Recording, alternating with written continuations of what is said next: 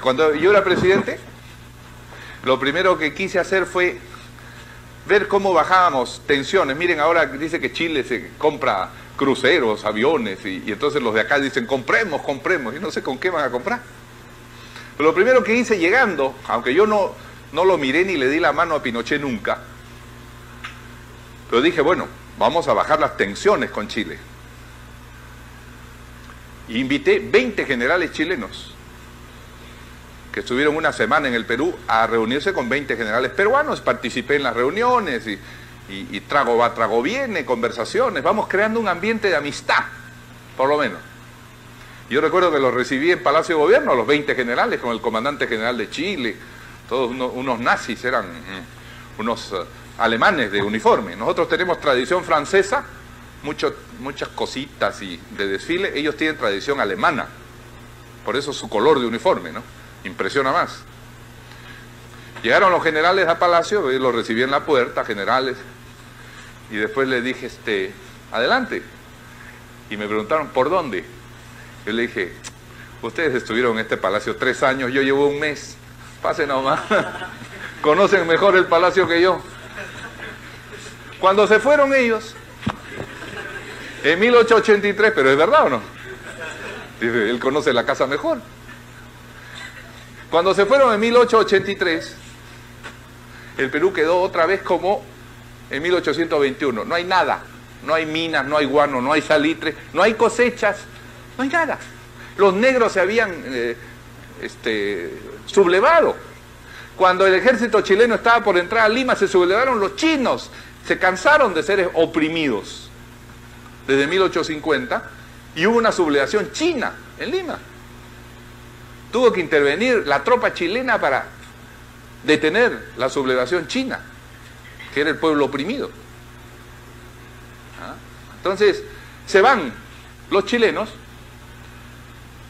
y otra vez vuelven los militares al poder, pues. Viene el general Cáceres, que lo hizo bien,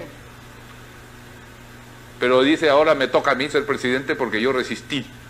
Y voy a ser presidente 5 años y después me voy a quedar otro periodo, y voy a poner a mi compadre Morales Bermúdez y después de él voy a volver a hacer el militarismo de nuevo, igual que entre 1821 y 1850, el Perú empobrecido.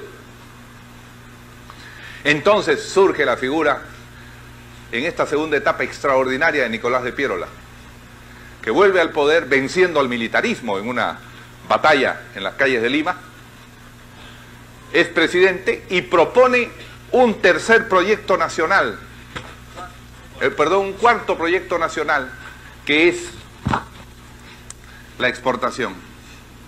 Piérola, 1895, la exportación. La X es exportación y la M importación, ustedes saben. ¿Qué es lo que dice Piérola? Piérola, y acá arrancamos. Piérola se da cuenta que en el mundo la economía ha cambiado, que hay que traer inversiones y hay que orientar el Perú a venderle a Europa algodón, azúcar y algunos minerales. Aquel se quedó dormido. ¿Ha dormido bien? Denle su cafecito.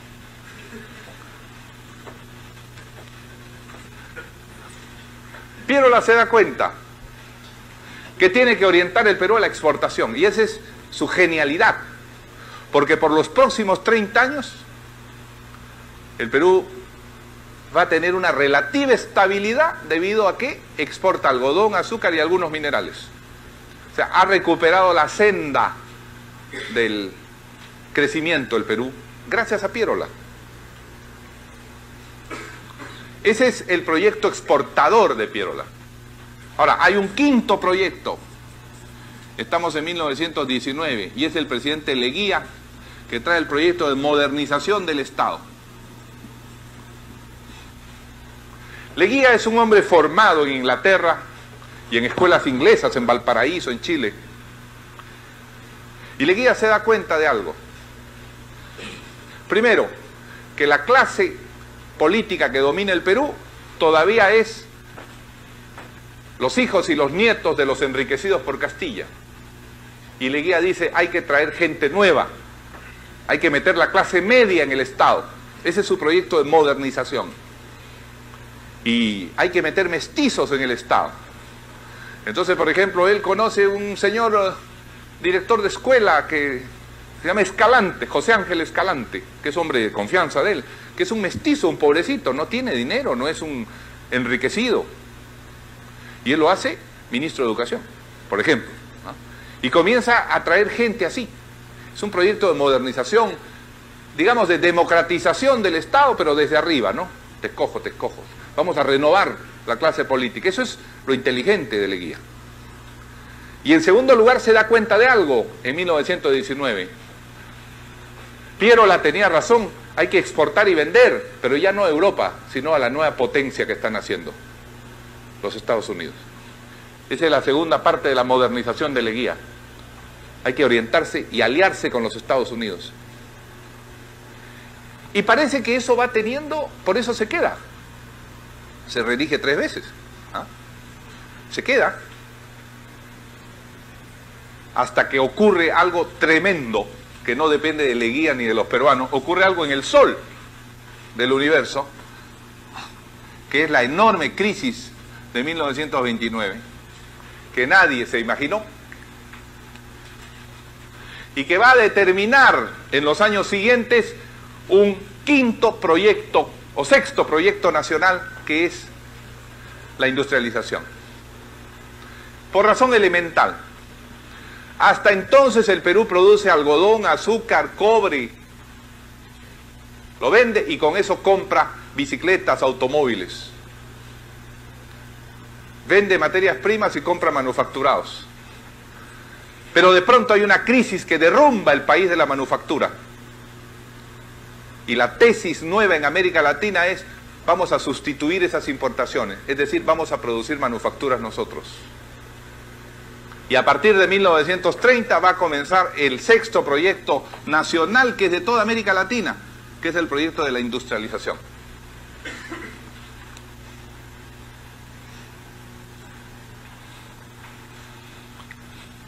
Que va a durar 40 años, casi hasta 1970.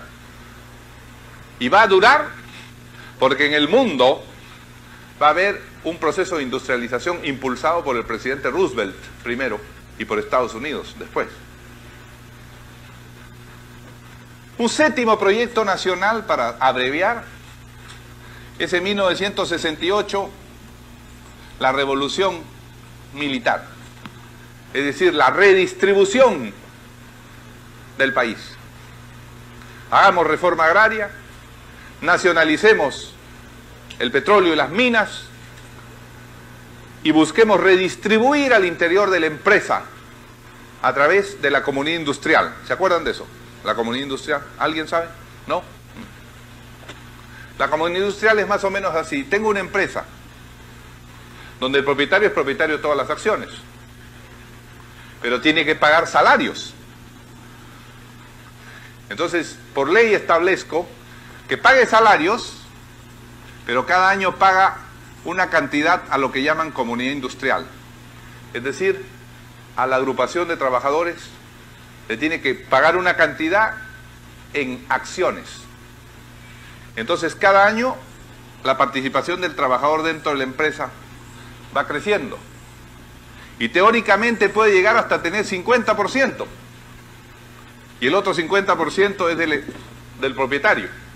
Entonces hay comunidad industrial. Está asociado el capital y el trabajador para la industria. ¿Para qué se hizo esto?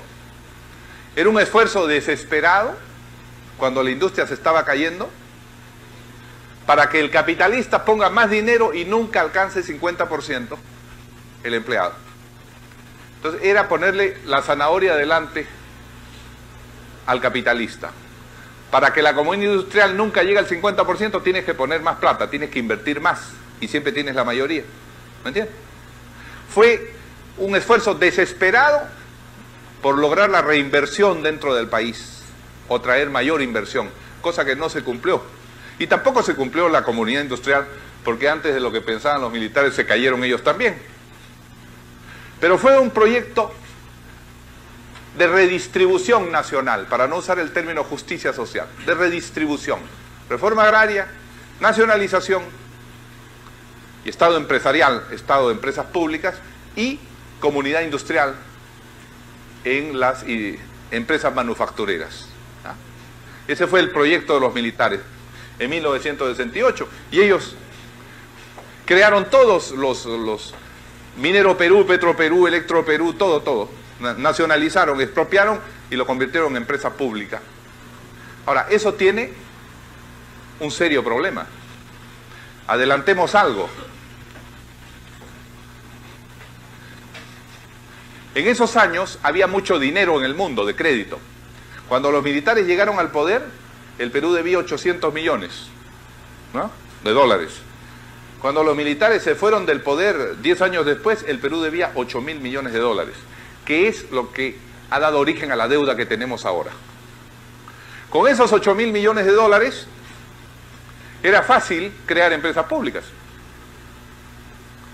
Yo me tomo las empresas eléctricas que eran privadas y declaro Electro Perú del Estado. Y si quiero hacer una nueva represa para crear más energía, yo tengo que poner el dinero, pero tengo deuda. Entonces hago Charcani, comienzo Carhuaquero con plata del Estado, con deuda del Estado. Ahora, ¿qué ocurrió? Que 10 años después se acabó el dinero en el mundo. Y vino la crisis de la deuda. Ya no decían te presto, decían págame lo que te dé antes. Y los militares se fueron. Y entonces, ¿qué pasó? Como todas las empresas eran públicas y ya no hay crédito en el mundo, ¿quién hace la inversión?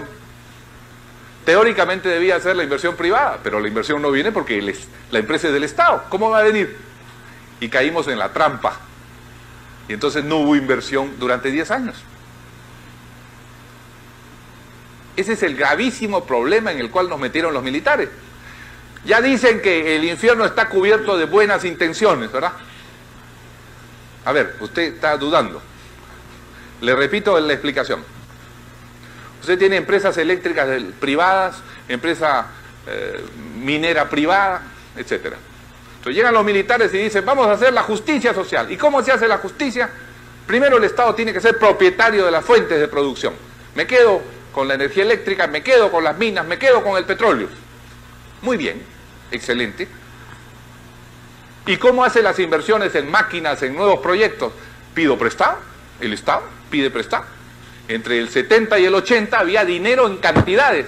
Como veremos, los petrodólares, la plata de los árabes, se prestaba. Entonces yo soy dueño de Petro Perú, necesito 200 millones para hacer nuevos pozos. Me prestan, el Banco Europeo me presta y hago mis pozos. Está funcionando. Muy bien. Pasan 10 años y de pronto los bancos me dicen, oiga, ya no le presto ni un centavo, ahora págueme lo que le presté antes. Y comienza la crisis de la deuda en el año 80, pero ya no están los militares, ya se fueron. Y uno dice, ¿y ahora quién va a hacer la inversión en Petro Perú o en Electro Perú? Ah, no sé. Ese es su problema, dice el banco. Usted me paga lo que yo le presté.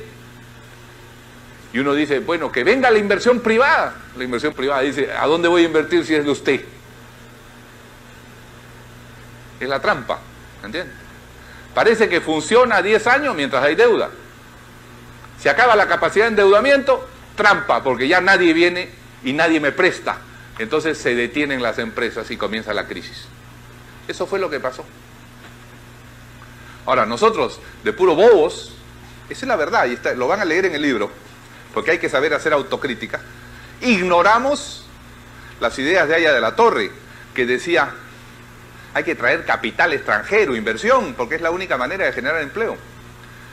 Y nosotros dijimos, lo que han hecho los militares es muy bueno, ese es aprismo. Y no era aprismo, es decir, encerrarse sin inversión, no es aprismo, pues.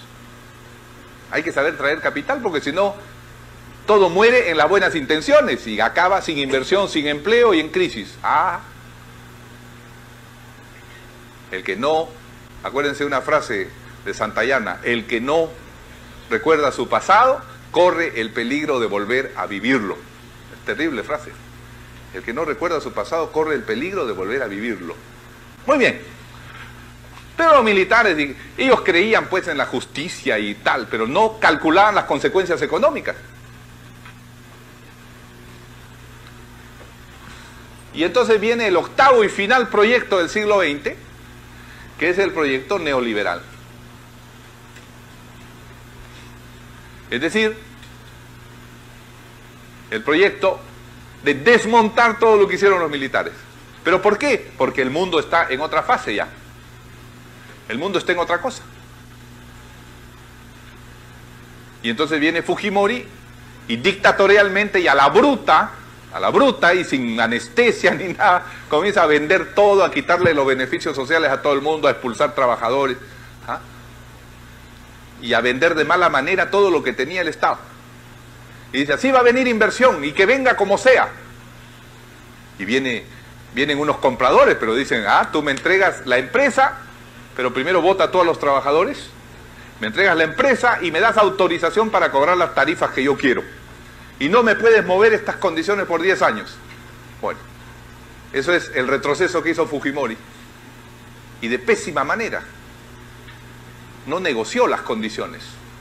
Porque yo puedo, si no tengo dinero para invertir en la empresa pública, me puedo desprender de ella. Pero no determinando que haya un nuevo monopolio abusivo del consumidor. Porque entonces se da la siguiente paradoja. Ellos estaban muy felices y decían, vendimos la empresa de teléfonos y pedíamos 1.200 millones, vinieron los españoles y nos dieron 2.000 millones. ¡Qué bien vendida la empresa! Está bueno, ganamos 2.000 millones. Claro, pues los españoles, como tienen un contrato para ellos, le cobran al resto de los peruanos los 2.000 millones en 5 años y se acabó. Y finalmente, ¿quién pagó? Los peruanos. ¿Cuál es el negocio? Muy bien. Estos son, señores, los 8 proyectos rápidos. Así, la historia del Perú en síntesis. Independencia, orden, gobierno civil, exportación, modernización del Estado y reexportación a Estados Unidos. Industrialización, concentración en manos del Estado de todo y desconcentración y neoliberalismo. Estos son los 8 proyectos que ha puesto en marcha el gobierno a lo largo de 2 siglos de historia republicana. Muy bien.